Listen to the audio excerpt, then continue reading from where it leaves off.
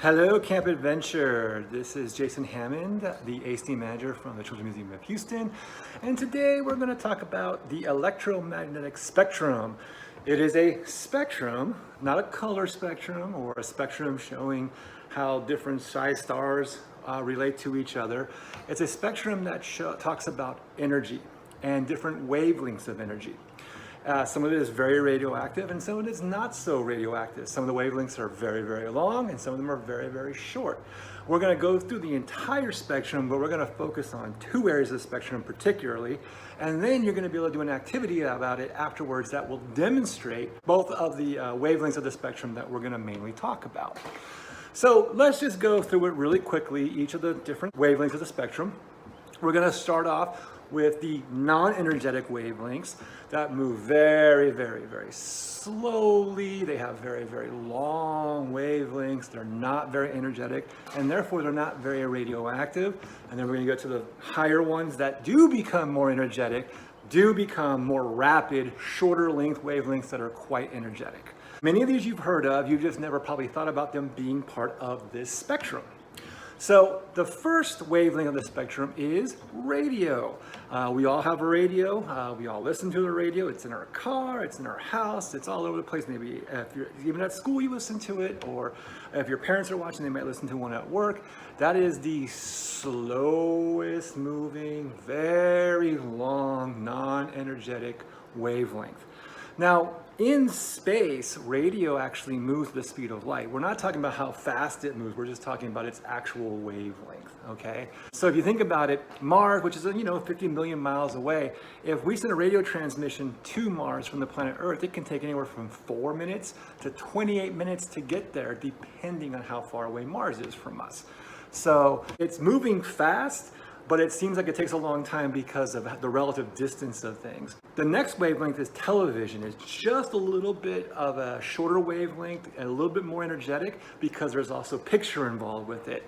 Now that one, again, moves at the speed of light. So if we were to send a television transmission out right now, and it went 30 light years away and some intelligent being discovered it, pulled it into their satellite, and send it back to us with a message replying to it, it would take 60 years total to get back and forth. A light year, is a light year, and it's something that's moving the fastest, like images and the sound and whatnot, but it still takes a long, long time because of how big the universe is. Now, the next one after that is microwave, and we're talking about the same kind of energy that you find in a microwave oven that's what say would be in your kitchen. I'm pointing this way because my kitchen is that way. Microwave is a wavelength, and we actually use microwave technology to see stars and to see galaxies and to see what would look like relatively empty pieces of the night sky using microwave telescopes. Next would be infrared, and a lot of you probably know infrared. If you don't know the name of it, it's seeing heat. So some people, you might watch television shows that have like spies in them, or movies that have spies in them, and they put these special infrared goggles on. Well, they can see a person's body heat even through a wall because of that energetic wavelength. Now remember, we're getting shorter wavelengths that are more energetic as we move across. So radio is the least, then television, then microwave, then infrared, okay? Now we're gonna get on to one of the wavelengths that we talk about a lot, and that's called the visible light. And that's actually what we see. Okay, when we see like our sun, it puts out visible light and it looks like white light to us because it actually is every color of the rainbow blended together. If we use like a special piece of glass or a mirror, we can refract that light and break it up into the different colors. Now, I know you all know that there's more than one red, one orange, whatever, but when it comes to simple white light coming from a star, we're talking about the rainbow light, which we call Roy G. Biv. These 7 colors: red, orange, yellow, Roy, G, green, Biv, blue, indigo, and violet. So those are the 7 colors of the rainbow, and when they're all blended together, like I said, you see visible white light. And it not just comes from the sun, it comes from all the different stars, okay? Actually, all of these energies are produced by stars all across the universe. Now, the next one we're going to talk about is what we're really going to be doing in this project coming up is called ultraviolet, Ultraviolet meaning beyond the violet. Now, we can't see an ultraviolet, but some insects can though, which is interesting, and some other creatures, but we can't. So it's beyond the violet, but we're hit with this kind of energy every single day. Again, it comes from stars.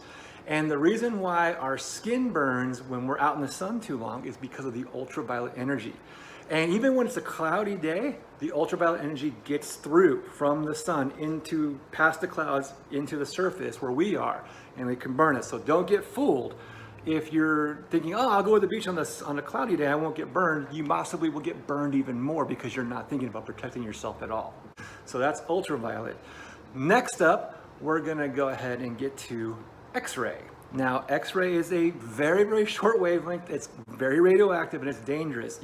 If you've ever seen someone get an X-ray, you notice the doctor doesn't sit around waiting for it. They go to a place where they're protected, press a button, and off goes the X-ray. So we have to actually shield ourselves from this energy or else it can cause damage to us. And then finally, gamma rays. And gamma rays are really fast and really short, and they're very radioactive and highly dangerous. If you're in the comic books, the Incredible Hulk is hit with gamma rays, so that's when Bruce Banner, when he gets angry, becomes the Incredible Hulk. So they actually use science to sort of explain what happens to Bruce Banner. Like I said, we're really only interested in the two, the visible light and the ultraviolet. And the reason why is because you're going to use a special bead called an ultraviolet bead, which are these right here, which you're going to get a bag of. And you're actually going to make constellations using those ultraviolet beads. Now, it's easy to make the constellations. You don't have to look them up or anything on a computer because we give you a sheet of paper that has constellations like this on it. So there's the Big Dipper, there's Orion. You might get different ones in these. I'm just kind of giving you a show. Pegasus right there. The square of Pegasus is very, very famous. You have Cassiopeia right here, or Cassiopeia. You've got Scorpius, which is one of my favorites because it actually looks like what it's supposed to be. It looks like a scorpion. It looks like it has claws and a tail and all that. You have Taurus, the bull, which also looks like it, like the horns of the bull up here and the face down below it. So you're gonna just get like a set of 8, and you're gonna get enough beads to make 8, and you're gonna make different constellations.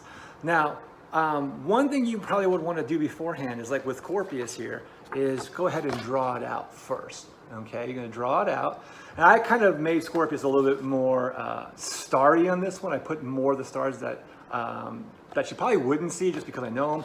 And I pointed out Antares, which is right there being pointed out because that's the heart. It's a red looking star. That's the heart of Scorpion. But again, you can actually do that too. If you have access to a computer and you want to get more of the stars on there, go ahead. It's okay. You just might not have enough beads to do all 8 of yours if you use too many in one. We give you a few extras, so it shouldn't be too bad.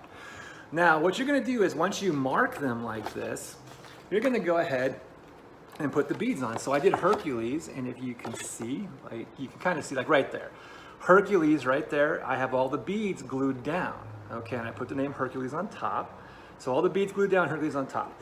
Now, at this point, you want to subject the beads to UV radiation. Now, I'm not going to say what's going to happen.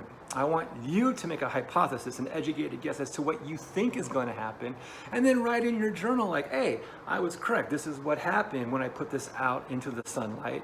Or, whoa, I was incorrect. This didn't what happened, but I like the effect. Or maybe you're somewhere in between. You kind of knew it was going to happen, but it was a little bit different than you thought. That's a good thing to share in your journal. And that's what good scientists do. They make an educated guess, a hypothesis. Now, once you've gone ahead and done that and you've put it into the sunlight, we have some more beads right here, these little pop beads that you can surround it. So you can sort of fool people like, okay, can you find the constellation after subjecting it to light and having these beads next to it? And that gives you a little bit of hint of what's going to happen. Again, like I'm not going to tell you exactly what's going to happen. You're going to find that out for yourself, but I'm going to tell you why it happens. These beads are coated with a special chemical that reacts to the UV light or the UV energy that the sun is producing. And so when you take them outside, because they react to that UV energy, something's going to change with the bead, and you'll see what that change is. That is why this is interesting, because you can see these because of visible light, and you're going to see them change because of UV light. You're making a constellation, which is a pattern of stars that you see in the night sky, that are actually, the beads represent the stars that make up that pattern.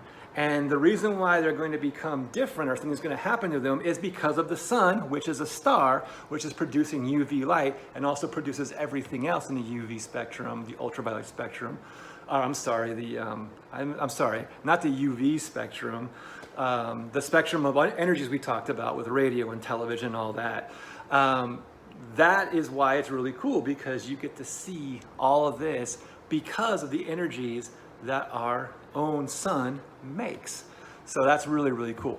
All right, so that's it. Again, you're gonna have enough to make 8 different constellations. So if you have a family of 4, like 3 other siblings or whatnot, share it out with them, do 2 apiece. If it's just you, do all 8, that's great. And we're also gonna give you a sheet that shows you where they lie in the night sky. Some of them, not all of them. You can't always see all the different constellations in the night sky, but you can lay them out and figure out where they are, and you can make a big thing happen when you put them all together outside. So that will be very, very, very cool. So I hope you have a fun time doing this activity. I love this activity because I love stars. I love the electromagnetic spectrum, and I love the fact that our own star makes a change into these beads. So share your thoughts with us if you want. That would be great. I hope you really have fun with this one, and hope to see you soon. And I hope you have a great summer. Talk to you later. Bye.